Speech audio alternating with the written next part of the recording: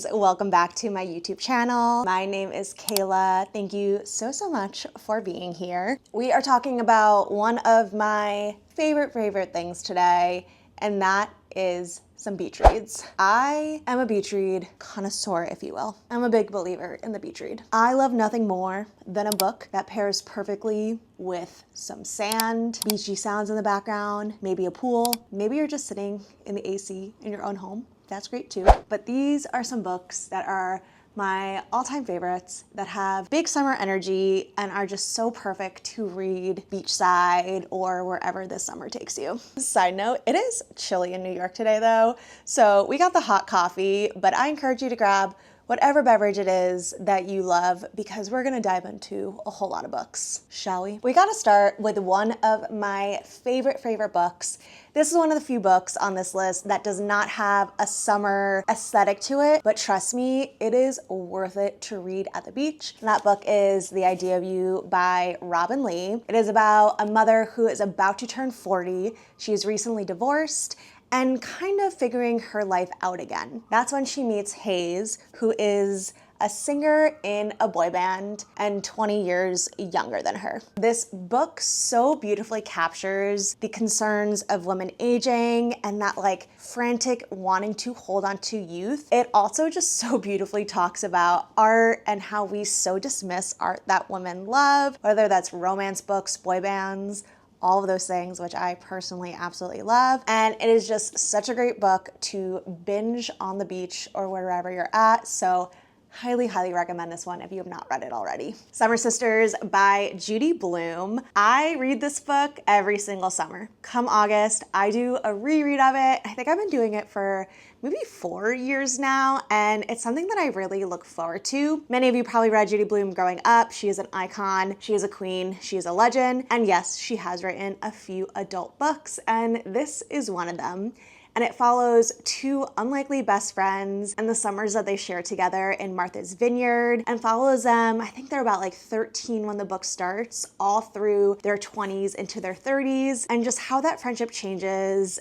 It's one of those books that every time I read it, I get more from it, which to me is such a sign of a really amazing book, that I realize new things about the characters, I question new things, I have new theories, and this is a new book for this summer. Main Characters by Hannah Orenstein. I would describe it as The Parent Trap, but the girls are a whole lot older and it takes place in a dreamy cabin in Maine. It's about two sisters who don't realize that they are sisters or even have a sister until their shared father passes away and they are left his cabin and have to figure things out. It's just a really beautiful story about family. The location is absolutely dreamy and I adored this book. Speaking of dreamy location, One Italian Summer by Rebecca Searle. Rebecca Searle is one of my personal favorite authors. I will gobble up anything that this woman writes, and this book is no exception. It is about a young woman who just lost her mother, and she ends up going on a solo trip to Italy, just like her mother did when they were around the same age. And there she finds out some interesting things from her mother's past that she wasn't expecting. Not only is it like big feels and big emotions and also has like a magical realism element of it, it also is just the dreamiest depiction of Italy. Like I am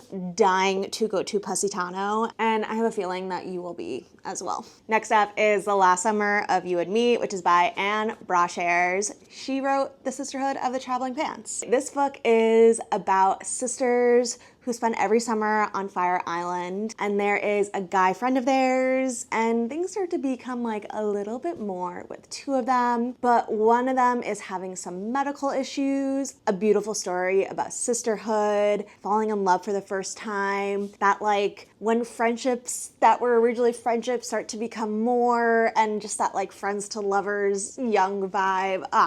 It's so good, it's really emotional, and it's a great summery thing to transport you to Fire Island. Which brings me to On Fire Island, which is also about Fire Island.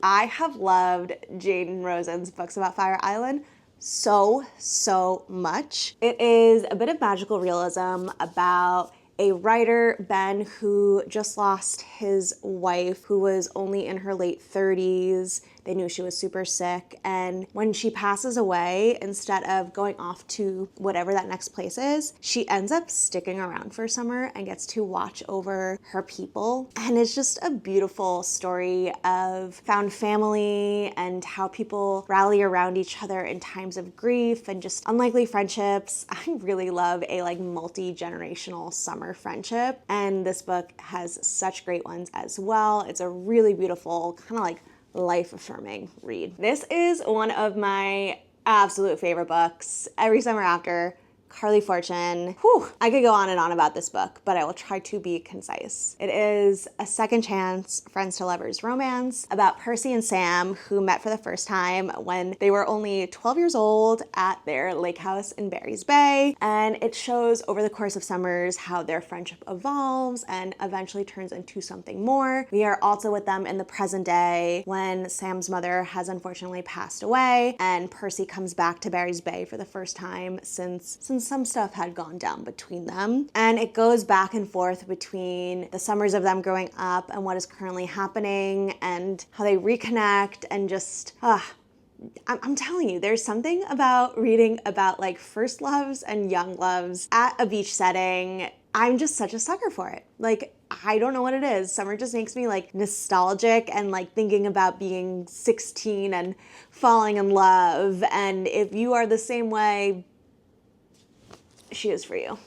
She is for you, my friend. Also a second chance romance is Same Time Next Summer by Annabelle Monaghan. All of her romances are spectacular, by the way, but I think this one is my favorite. It is about a woman who goes back to her summer house and she's in the process of planning her wedding, but starting to doubt some things, and there she runs into her first love. And of course, that brings up some complicated feelings. This is another really great dual timeline, second chance romance vibes for the summer. I feel like I have to give you another Ellen Hildebrand book. She is the queen of beach reads, and for me, this was the first of her books that I read, and I read so many more since, so I would consider this my gateway Hildebrand. And it is The Perfect Couple, which, yes, is now adapted into, I believe, a TV show on Netflix. Don't quote me on that. It is about a wedding weekend in Nantucket and someone is dead, and now they're kind of backtracking to figure out what exactly went down. And it turns out a lot of people were hiding a whole lot of secrets. It's messy, it's dramatic. It's got a bit of like thriller and mystery vibes to it. That perfect book to suck you in and just make you want to keep reading and find out exactly what went down. That is all for today's